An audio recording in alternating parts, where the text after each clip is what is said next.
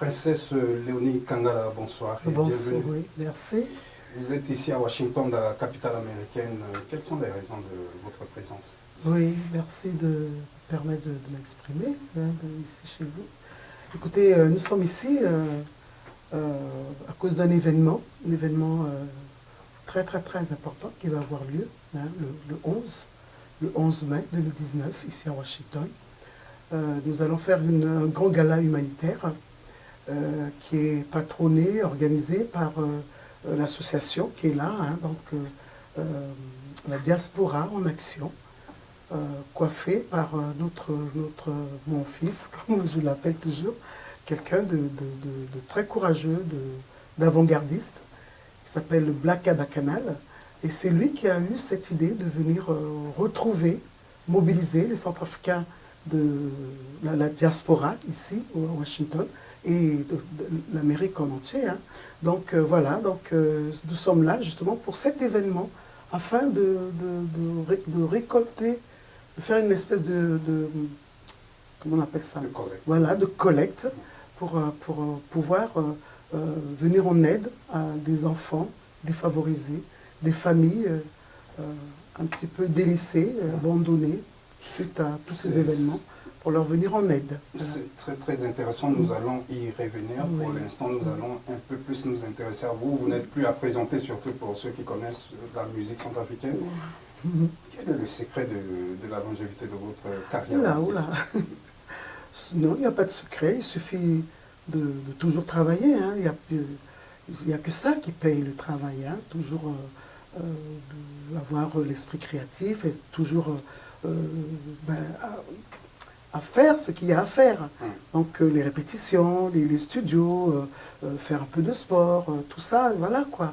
On peut dire que ce n'est qu'en exerçant, en faisant, travaillant, qu'on peut vraiment arriver à tenir justement, à tenir la route, afin de pouvoir continuer dans ce domaine. Alors, Princesse Léonie Kangala, quelque chose de très important, vous êtes resté fidèle à votre style, à savoir le funk, soul, beaucoup de pop. Pourquoi avez-vous fait ce choix? Je crois tout simplement que c'est par rapport à mon tempérament. Mon tempérament, j'ai été un garçon manqué à l'époque. J'étais toute jeune, tout enfant. Et donc, j'écoutais beaucoup la variété française, américaine et tout ça. Donc, tout ce mélange m'a amené justement à me retrouver, à faire vraiment un rythme qui convient à mon tempérament, à mon caractère. Voilà, donc c'est tout ça qui fait que... Mais tout en gardant la base même de notre folklore. Vous savez, chez nous, on a beaucoup de rythmes qui ressemblent au funk. Chez moi, il y a le badouma qui est vraiment très rythmé. On a beaucoup de rythmes comme ça. Ce qui fait que on est toujours dans ce style trépidant qui fait bouger. Et plus quand on ajoute un peu de funk et tout ça, on arrive à faire ce qu'on appelle l'afro-funk.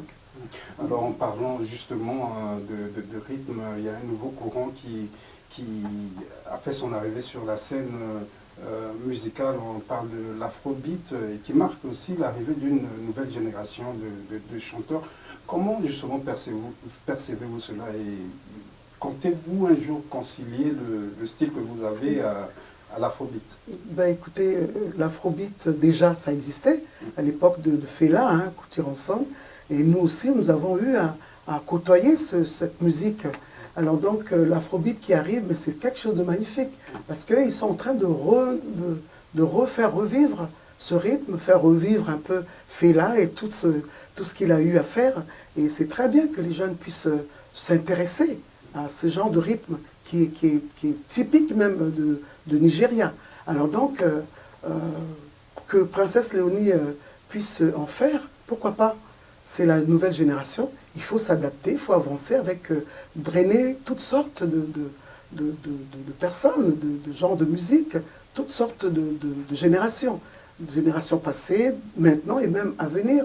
Donc on est obligé, nous artistes, tout en gardant vraiment notre personnalité, on va essayer d'amener aussi ce rythme pour aussi donner du peps à notre travail. Et voilà. Tout à fait. Nous savons par ailleurs que vous résidez en France, Oui. même si vous êtes centrafricaine. Oui, c'est ça. Et la France, c'est un pays où résident beaucoup, je dirais, d'artistes centrafricains. Oui. Peut-on parler de cohabitation pacifique et de collaboration quand on parle des artistes centrafricains en France?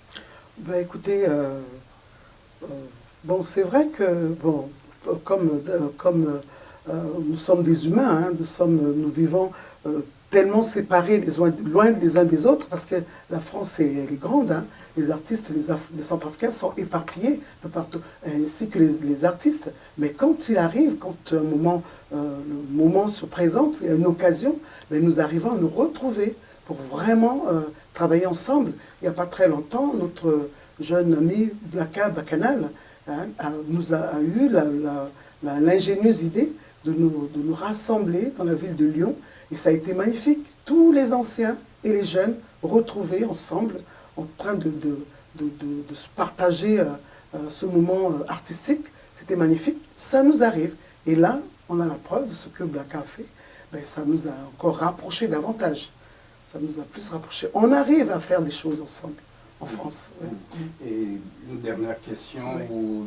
concernant la raison de votre séjour aux États-Unis. Vous êtes là pour une œuvre qui est humanitaire et on vous a vu dans d'autres projets de ce type.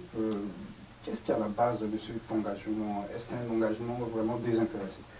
Absolument, absolument. Parce que, comme je disais tout à l'heure, nous sommes des humains. Lorsqu'on voit de son semblable dans la détresse, dans une souffrance, ben, d'emblée, si on a la compassion, on a l'amour, d'emblée on va manifester de l'intérêt pour un tel projet. Ce projet est de venir en aide à des enfants défavorisés, à des familles qui souffrent, qui sont dans la rue, qui ont perdu, par rapport à tout ce qui s'est passé au pays, ont perdu au moins un enfant, un mari ou une femme, et ils sont complètement démunis, ils ont tout perdu.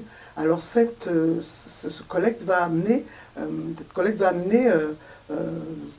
cette association de la diaspora en action à aider. Donc le but c'est lui-même il va expliquer hein, vraiment quel est le but, quelle est la grandeur, l'importance de cet engagement. Et voilà, donc ce qui m'a amené à prendre fait et cause, à m'intéresser, à être vraiment engagé dans cette idée, cette opportunité, c'est le fait d'avoir vu cette association en action, d'avoir vu le résultat de ce qu'il faut, de voir combien leur action est vraiment désintéressée. L'action est de venir en aide. C'est même pas souvent quand les gens font ces genres de collecte, ça reste dans leur poche. Mais là c'est vraiment, on a vu les résultats de leur travail. Et là, je me suis dit, ben, s'il y a résultat, s'il y a action, s'il y a quelque chose de positif, Léonie, vas-y, parce que toi aussi, tu as eu un jour à vivre cet événement. Moi aussi, j'ai perdu mon père très tôt, très jeune. Et il y a eu des gens qui sont venus à notre aide, à ma famille, ils nous ont soutenus. Il n'y a pas de raison que moi, je puisse rester insensible à une telle situation.